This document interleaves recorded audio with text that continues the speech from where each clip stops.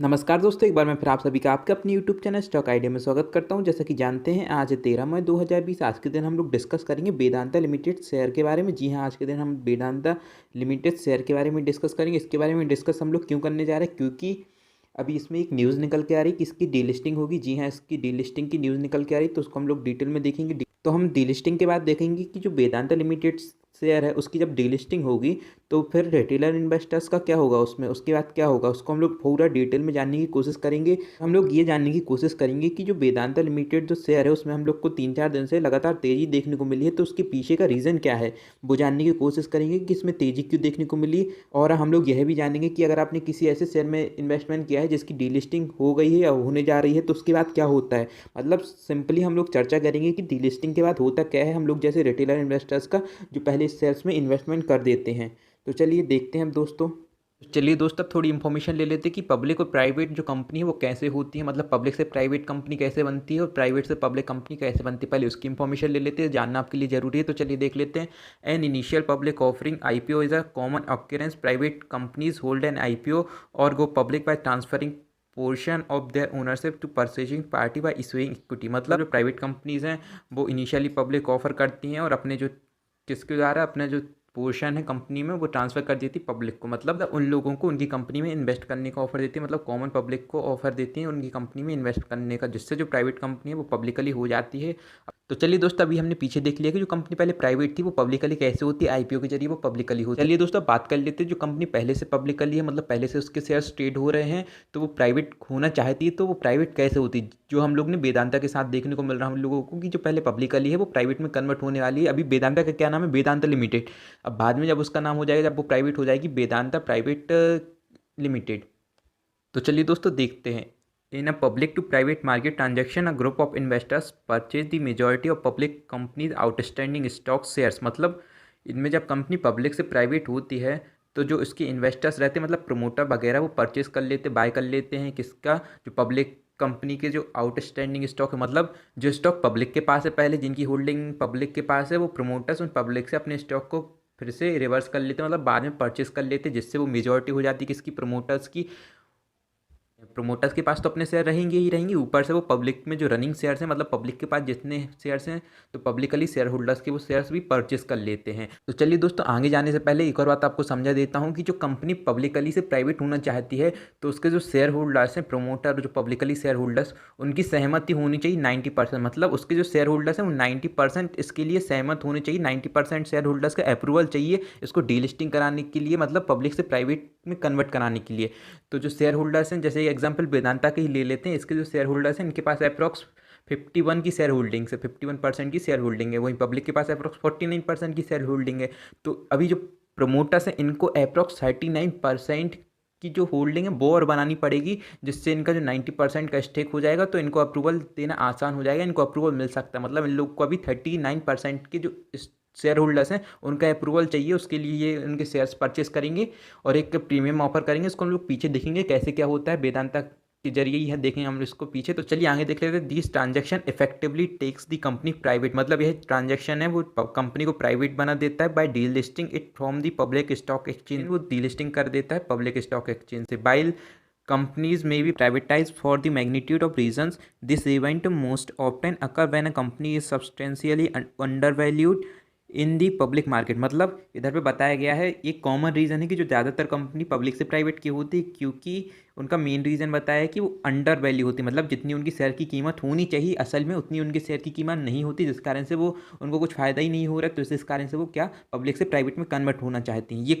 Mostly common reason मैंने आपके सामने रखा है, और रीजन्स को देख लेते हैं जिस कारण से कंपनी पब्लिक से प्राइवेट में कन्वर्ट होना चाहती है। तो अब चलिए दूसरे रीज़न को देख लेते हैं। दूसरा रीज़न ये है कि जो कंपनी है उसके प्रमोटर चाहते हैं कि वो उस कंपनी का सारा हिस्सा उनके पास हो। मतलब वो किसी बाहरी मतलब शेयर होल्डर्स का अप्रूवल किसी भी चीज़ में नहीं चाहेंगी, जिस कारण से वो उस कंपनी को पब्लिकली से प्राइवेट कन्वर्ट कराना चाहते हैं। अब चलिए तीसरे पॉइंट को देख लेते हैं कि जो NSE और BSE पर उसके जो शेयर्स की ट्रेडिंग है वो कम होती है। मतलब तीसरे पॉइंट में मैं आपको ये बताने की कोशिश कर रहा हूँ कि जो शेयर्स हैं उसके ज़्यादा ट्रेड नहीं होते, मतलब जो शेयर का वॉल्यूम है वो ज़्यादा ट्रेड नहीं होता है, जिस कारण से वो कंपनी भी को भी कुछ प्रॉफिट नहीं होता।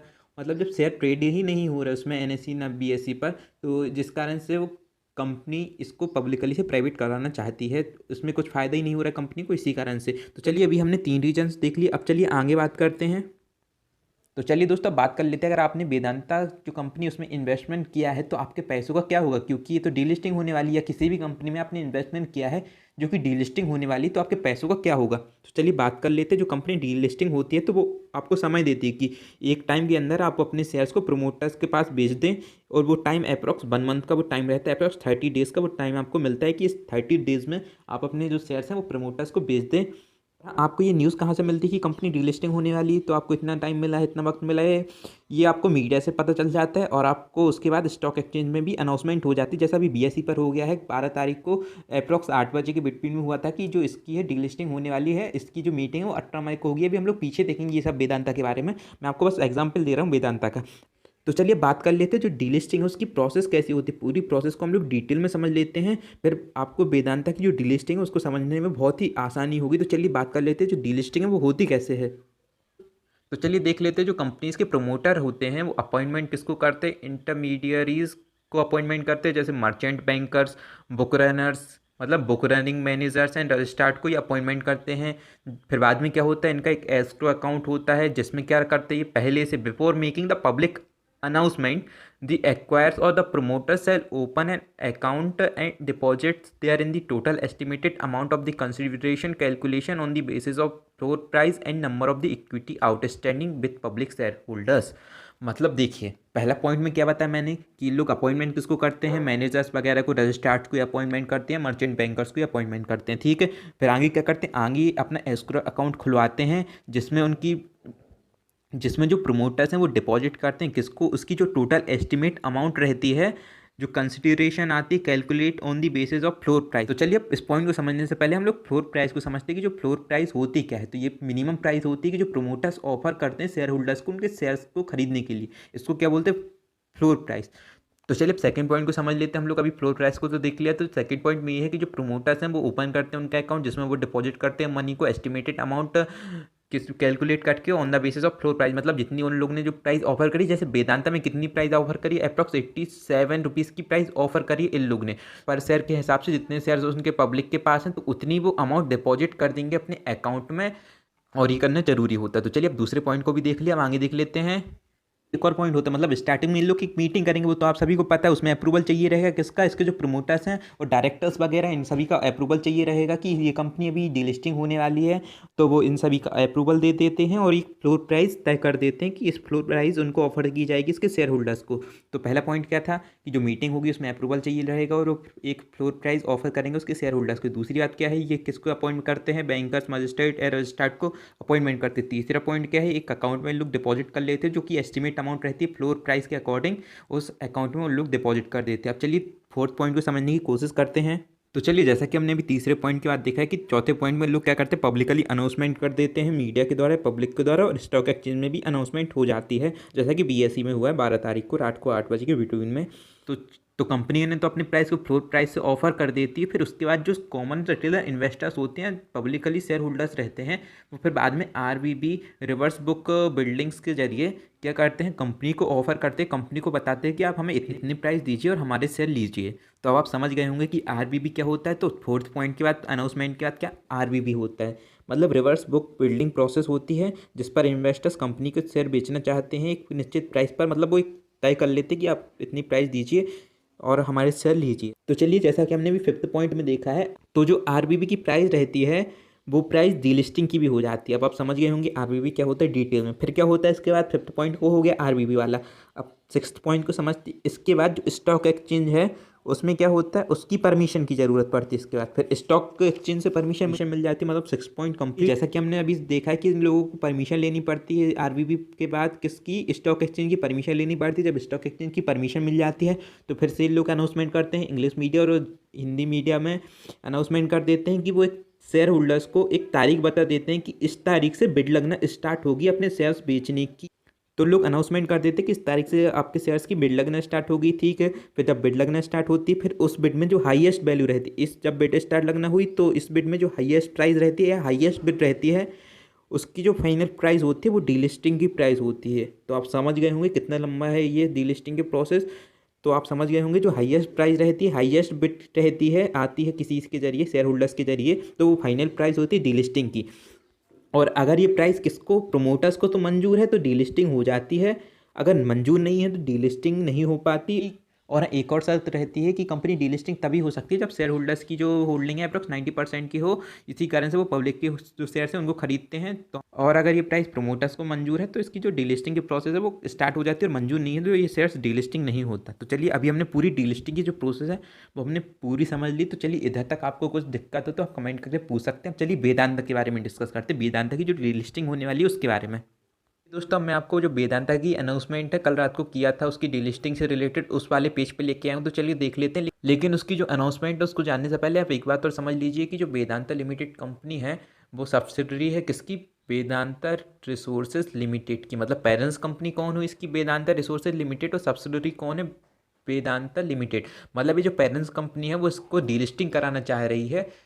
तो आप समझ गए होंगे अभी डिटेल में, और इसकी थोड़ी और हम लोग हिस्ट्री जान लेते हैं। तो चलिए पहले हिस्ट्री देखते बाद में फिर से इस पेज पे आएंगे। तो चलिए जैसा कि मैंने अभी आपसे बोला है कि अनाउंसमेंट जानने से पहले इसकी थोड़ी इन्फॉर्मेशन ले लेते हैं। तो चलिए देख लेते हैं जो वेदांता लिमिटेड है पहले किस नाम से जानी जाती थी, सेसा स्टरलाइट, फिर नाम क्या हुआ इसका सेसा गोवा लिमिटेड, फिर नाम क्या हुआ वेदांता लिमिटेड। तो देख सकते हैं कितने नाम इसके चेंज हुए।